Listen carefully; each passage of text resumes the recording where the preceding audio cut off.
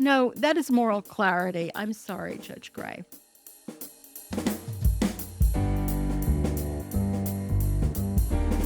Welcome to the Hen Report from our hen house. This is Jasmin Singer. This is Mariann Sullivan. And you just took a cleansing breath. Do you feel clean? I'm clean in my lungs. I don't know. I'm kind of wound up, and I wanted to relax a bit before we started recording because we're a little all over the place about what we're talking about today. Well, yeah, but that's where the magic happens. Yeah, right. So just a quick reminder about the magic that's about to happen. The Our Hen House podcasts are divided up into multiple smaller podcasts today. Rising Anxieties. I mean, not today. Well, yes, today, but in general, like the big So far, today. this is going smoothly. Yeah. Rising Anxieties comes out on Tuesdays, the Hen Report on Thursdays, the long form interview on Fridays, and bonus for Flock members comes out on Mondays. We're on every podcatcher you could possibly dream of. We're also on YouTube. So hit subscribe, hit I very like, seldom and hit dream comment. of podcatchers. I've been having really strange dreams lately. Like I guess they're all based in angst, but you've frequently said that like you deal in your subconscious with things so that you don't have to deal with them in your conscious. So does that mean I'm dealing with my angst at night and I therefore don't have to deal with it during the day? Sure. Speaking of angst, I got this message from someone who gave me permission to talk about it on the podcast. This person says, how do you, as a vegan, balance staying informed on things, which might often include things that have graphic footage and listening to graphic information, but not traumatizing yourself? Yeah, this is the age-old question. Yeah. Yeah. So this person says, how do you personally deal with seeing graphic footage? I think there's a notion as vegans that we should watch these things, but I also think everyone has a different threshold for it. I found many years ago my threshold is basically 0, as in I'd see one clip and be traumatized, my day ruined, hard to function, etc. And so I finally decided I needed to set some firm boundaries. But working in this capacity, I want to be able to stay informed. But there might be times when certain things come up. And I just wanted to hear your take on how you balance it all and respond to it.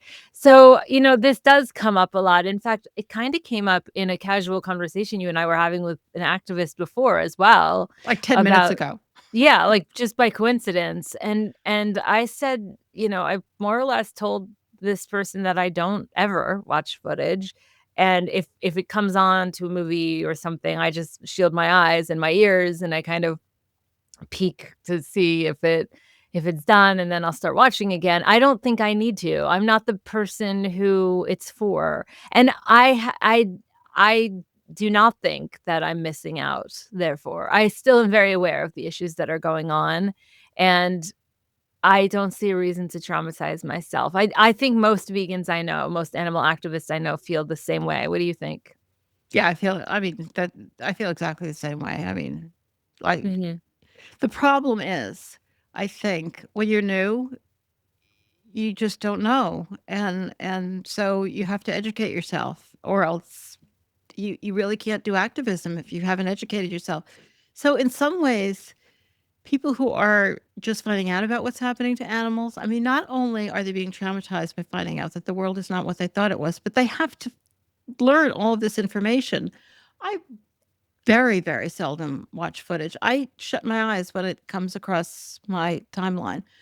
Uh, Mhm. if I feel like there's something I have to see, which is vanishingly rare, I mean, I would much prefer to read about something if I Yeah, have to know exactly. about it than see it. And I feel like this is totally permissible because I don't eat them. So, Exactly. I am not morally obligated to traumatize myself. I am morally obligated sometimes to learn something if I need to know it for whatever it is I'm working on. And so, yeah, I mean, I think we're on the same page. There are certain jobs in the animal protection movement that would require watching them. Totally. I remember being 24, and this was 22 years ago, and going down to Norfolk, to PETA, and volunteering, and I was at a little cubicle, and I was working on a particular campaign, and I had to see all this footage, And all around me, there were people in cubicles also watching footage, and I just wanted to I think at one point I did stand up, 'cause I was like it was like the energy of everything just made me stand up, and I wanted to scream like, "This is like, why are we just sitting here?" Even though we were all doing things, like, to fight the system, but all around me, people were seemingly unflappable, but the thing is, it's not that they're unflappable, No, of they've course just not. I mean, if they wouldn't be working for PETA if they Right, were exactly, unflappable. there So I would think be some people, I don't know, the connection between emotion and the intellectual Mhm, experience might be somewhat different, but like the level of trauma might be somewhat different, but yeah, and and actually it is a really good feature to be not that traumatized by it and still be able to function and still be able to learn. But we all got to do what we can do as long as it doesn't get in the way of what we can accomplish. I yeah, see no reason to traumatize ourselves. Yeah, I mean, we absolutely. all remember the early days, and I remember being at a presentation and Mhm. seeing footage of chickens, and it was I still remember how deeply traumatized I was, but that was before I knew, and that changed me. So, Right. yeah, it's important, but it's hard. I'm not the permission giver, but if I were, I would wanna give everyone permission to never watch footage if you're already here. Why do you think when we already know what's going on and, it is haunting, every once in a while one takes a moment and thinks of the pigs, like, whatever, uh, and we know, but watching it is is too hard. I Because we I care, because we see them as I know, but we already individuals. know. We already know. I It's not be like we're unaware. Well, yeah, but we're I don't know watching what a that is. literal individual be hurt. But we Like, know it literal individuals are being Yeah, but we're hurt. watching the individual, it's not theoretical, it's the actual Well, person I'm in not sure front I of us. think it's theory. Well, I don't know. I think that has something to do with human nature, like seeing we're basically visual and seeing Mhm. things is We're watching someone goes straight suffer. into an emotional place that is very hard to manage. I don't know. Okay, well, let's switch gears because another thing that has come up recently for both of us separately is, again, about the word vegan, and this is funny because, I noticed that this comment that you or this question that you got started out yeah, saying, "How do you as a vegan balance staying informed?" right. Yeah, and you and I have talked about labels ad nauseum over the past Yeah. 16 years, and I think it's a conversation that keeps shifting, and it will probably always shift, but to be honest, at the beginning of this, you said we're all over the place, and I think it's partly because I don't really care that much about what people call themselves or what they don't call themselves. I just care about their behavior at the end of the day. That being said, you pose a question here. Should vegan be an identity or a diet or a food description or an ism? And I I think I personally like labels. I also don't care if other people don't like labels. I don't care what you call yourself. I just To me, it's a good guidepost. It's a context. I've always kind of wanted to fit in some way. I think it probably comes from not fitting in at all as a kid. Or maybe it's also just human nature to want to fit in. It is ironic that the thing I want to fit into is a marginalized, group or many marginalized groups, I suppose. But I I I think veganism can be all of the above. I think it can be an identity. I think it could be food. I think it could be an ethical stance. Like I don't know. Do you disagree with this? You seem like you I'm might. not sure I disagree with it. Obviously, it can be all of those things, and it is all of those things. I just think for one word, it's doing a lot of work that don't necessarily all mean the same thing. Mhm. And I mean, I guess I started thinking of this because I'm always thinking of like, why is it so hard for people who care about animals to stop eating them? And one reason is, we thought people would go vegan, and I think that term "go vegan" gets in people's way. That when you're just talking about vegan food, it's just it's just vegan food. When you're talking about vegan people, it's like, well, you either are or you aren't. It's a yes or a no. It's a black or a white. It's you belong or you don't belong. You have to adopt a new identity. And people are not willing to do that for, a bunch of reasons. They don't want to be different from their families or the people they know. They're not sure they want to commit. They're not sure what it means. And also, like I was just saying, like this whole question starts out, and there's nothing wrong with that. I would have said the same thing. How do you, as a vegan, balance staying? It's really like I don't like thinking of myself necessarily as a vegan. I prefer to think of myself as an animal rights activist. I am vegan. Veganism is something I do, but and I mean, as far as I'm concerned, it's a moral imperative, which I know is probably not a very attractive thing for an activist to say because it puts people off. But it's just what I do. It's not what I am exactly. It's just what I do. What I am is a person who cares about animals. It's not like I'm against it. It's not like I'm against using the term. I just wonder whether it's one of the things that seems to get in people's way because they feel like they have to adopt an identity in order to be in order to care about animals. They have to like be a vegan. They can't just like choose not to eat animals at this meal. It becomes a big hurdle, and you have to I'm join a new group, and of course you have to join a new group that other people are going to disdain. I'm a vegan, you're a vegan, we are We are vegans vegans all, all, and when we and get when we get together, we together, give we the give vegan the vegan call. call. And when we Hey, see each other, we give the vegan shout, and then hey, we all come running to help each other out. vegan, vegan, Vegan, vegan. vegan, Okay. vegan, vegan, vegan, I vegan. th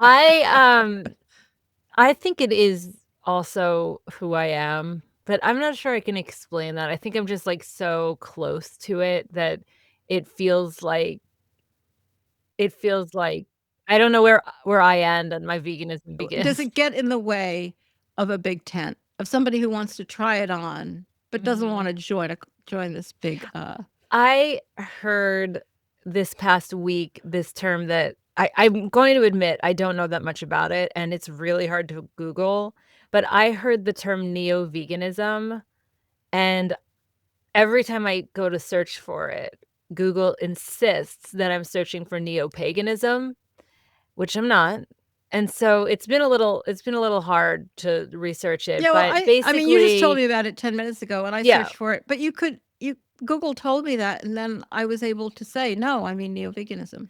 But I okay. still don't understand what it means because It basically means someone who says they're oriented toward animal liberation, but they practice it with realism and harm reduction rather than purity. So their point would be that it's fewer animals harmed, it's not perfect self-branding, which I think is Oh, an interesting. that's kind of what I was saying. Though the other thing I found talking about what it was something totally different. Yeah, no, I get that. I get that the word vegan is doing multiple jobs at once, and neo-veganism is basically a proposed rebundling of those jobs. Uh, I I hate it. Like, I hate the word neo-vegan. I think it's so stupid and obnoxious and that words exist for a reason. But at the same time A little harsh for people who well, just try to work their way through a conundrum. yeah, I know, and I'm contradicting myself because I just said I don't care what your label is, I just care what you do, but there's just something about it that is yucky to me. Uh, I think that, it when you think about when people call it the vegan movement, I take issue with that because it's like an animal movement or an animal rights movement, and the vegan movement centers the consumer, like what you buy and what you eat and who you are, but the animal rights movement centers the victim and the political and structural target, like industries and laws and norms. So I I do take issue with the term the vegan movement, unless, of course, I guess you're talking about just like what kind of waffle you're eating for breakfast, which I don't really care about. Like, I'm just not a foodie. But what do you think? Like, do you take issue with vegan movement? Well, I mean, yeah, I would tend to call it the animal rights movement. I mean, the vegan movement also, it just gets confusing because people are vegan for all different reasons. I mean, yeah, I mean, there's no way to resolve this. Um, but I think it's important to think about and think about the most important thing to think about in my point of view is what keeps people from stopping eating animals. Is it just does it have anything to do with the word? Probably not. But it's a way to think about it. And also, I just think the word is doing a lot of work. Like vegan food means one thing, and I think it's okay to be really interested in purity when it comes to vegan food because you don't want animal products in your vegan food. Vegan people, I think maybe purity can get in the way when you're encouraging people. Maybe the problem is that vegan is a noun, an adjective, a diet, and a moral theory, and we keep acting like it's just one thing, or Yeah, depending upon the I think corner I you're think so. in. I think Depending so. upon the corner you're in, you're like, "No, it's that." Like, if you're a foodie, it's like, "That's my waffle." If you're, going to a meat. I think we've beaten this horse to death. That's an attractive Why would you say expression. that? You're not that's not practicing harm reduction. I had planned to talk about this Veg News article about how No, Netflix is no, doing Love is Vegan in a plant no. based way, but then you told me it was a April Fool's joke. Yeah, it's an April Fool's joke. Let's move It was on because it it was hurts just my soul. it was disappointing. When Well, I like found out it was, I was like, oh, well, that's sad. well, let's talk about masculinity. Oh yeah, that's a cheerful topic. Well, I guess for a lot of people, it is a cheerful topic. I don't Uh, know. there's just a bunch. There was this article by the wonderful, glorious Kenny Torella in Vox about how meat became a measure of manhood and what happened when a nutrition influencer dared to eat tofu, which was really, I mean, it was just very, I don't know, enlightening because we all know what goes on. But this guy was an influencer. He's not vegan but he wanted to like explore plant based uh, cuisine for health benefits, and he was an athlete, and he just got you know like hated to the ultimate degree and made fun of and told that he's going to make him have estrogen and he's going to make him feminine. I mean, this guy doesn't look feminine, I have to say. Not that there's anything wrong with that. Um, and like you've all heard this, but said people think that eating meat makes you masculine and because he, as this article says, when he breaks his boundaries of masculinity by eating vegan food, for a lot of people this brings a lot of tension and a lot of questions. I mean, people are just such fucking assholes. I mean, the guy's eating he got called soy boy, of course, the big which is the Mhm. name of the best tofu available in Rochester, New York, I have to say. um and he was surprised, just he was just trying to explore some new foods, and he didn't know he was going to be told he was not a manly man. And it God, just reminded me of the other articles that had come up like last week, but I think we didn't cover because we were covering something else. But this whole thing we about had Adam James on. Tallarico, the guy who was running for Senate as a Democrat in Texas and who was, giving them a run for their money. Uh, and Republican researchers found some video he had made in 2022 at a fundraiser event.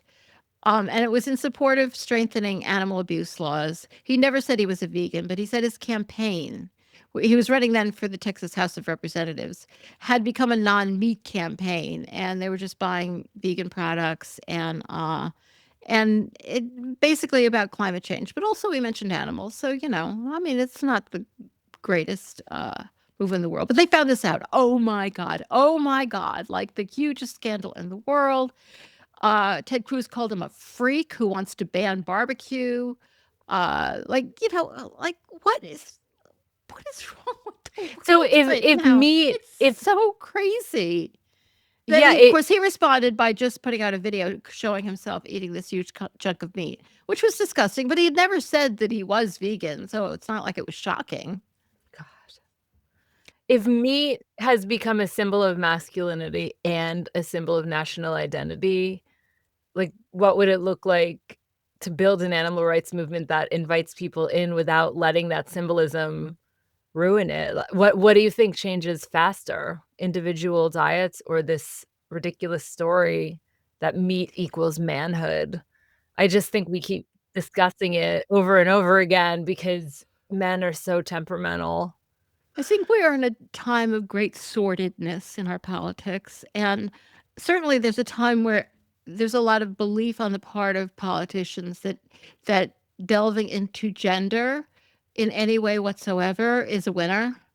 And really having, especially on the Republican side, really sticking to firm gender roles. So they're just kind of using veganism, even though it doesn't have anything to do with masculinity or femininity. They're just kind of using it as another way to bring gender into the conversation. And it's disgusting. It's just disgusting. I don't know how we live, like, getting through this moment of this insane politics where people are just saying things nobody believes. No, nothing makes sense, and it's not just politics, obviously, as that Kenny Torella story told. It's also this whole online thing about masculinity. People are very anxious about masculinity. Uh, and it has to do with the fact that we're all insane and Mhm. I Like, it's hard to know how to talk about this because it's so stupid. I know, I guess the antidote for me, not that I want to dwell on masculinity, but a few weeks ago, we had Paul Watson on from Sea Shepherd Society.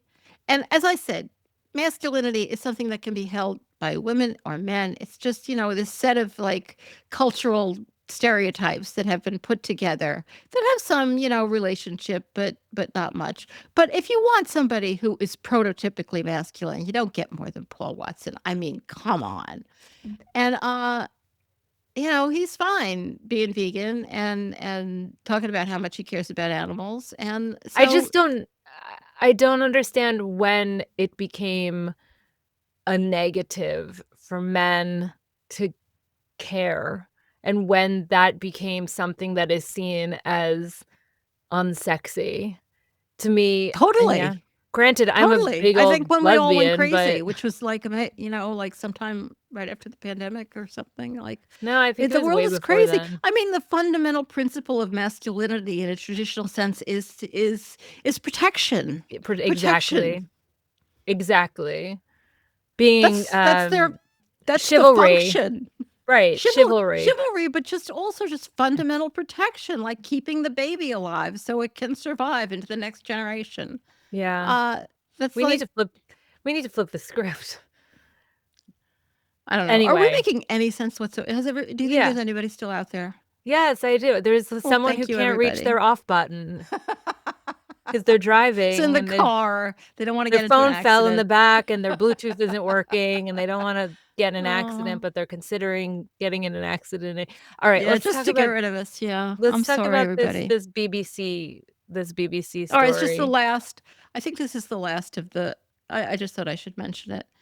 Because it's so crazy of the trials in the UK of Animals Rising members who had taken puppies from MBR Acres, which is it's like the Richland case. It's like a puppy breeder for research in the UK, and so these guys, Daniel Kidby, Ben Newman, Bo Sebastian, unfortunately were convicted. They did receive two of them received conditional discharges, and one was given a 20-month jail sentence, but it was suspended. So they're not going to prison, but it is unfortunate they were convicted because I don't even understand how this all works because they had all these different people going to trial for basically the same crime of taking puppies out of this horrific facility. They all presented very similar defenses, and nine of them got convicted and nine of them got acquitted. What do you do with that? Like, it's just obviously like luck of the draw of who you get in that jury. And I guess to some extent the judge, because this judge sounds like an asshole, During sentencing, Judge Gray told the men they had deliberately misused the criminal justice system for your own purposes and said there was an intellectual arrogance in the certainty of some of the beliefs you have expressed. Oh, God forbid that people should actually believe anything. Because Mhm. if you actually believe it and you're certain of it and you really think that you're right, that's intellectual arrogance. No, that is moral clarity. I'm sorry, Judge Gray. Anyway, it's Wow. unfortunate that they were convicted. Yeah. And like I said, we're gonna have Rose Patterson on soon to talk about this campaign and others of Animals Rising. I'm very excited about that. Before we go, I just wanna mention a couple things. First of all, it's your birthday in a few days, It and is so indeed. I It's wanted to just indeed. say happy birthday, and next week we could report back what fun we had for your birthday, so you buckle up, I don't know what Sullivan. the plan is, but I'm Uh sure it's going to be riotous.